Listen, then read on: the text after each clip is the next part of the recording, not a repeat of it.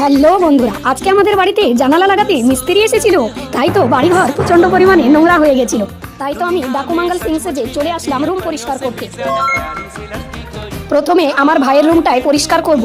এত পরিমাণে ধুলো ঢুকেছিল বন্ধুরা, পুরো চাদরটাই তো নোংরা হয়ে গেছিল। তো আজকে আর কাছাকাছি করতে পারবো না, কারণ আজকে অনেকটা আমরা সবাই ক্লান্ত ছিলাম। তো প্রথমে আমি বালিশগুলো সরিয়ে ফেললাম এবং বিছানার চাদরটা টান টান করে পেতে ফেললাম এবং হাত দিয়ে কিছু ধুলোবালি সরিয়ে ফেললাম। সরানোর পর আমি চললাম আমার ভাইয়ের বাক্সের ওপরটা সাজাতে, কারণ সেখানে এত পরিমাণে বইগুলোকে উলট পালট করে রেখেছিল, সেগুলোই আমি পরিষ্কার করব। বইগুলোকে ভালোভাবে সাজিয়ে বাক্সের ওপরটা একটু পরিষ্কার করে নিলাম।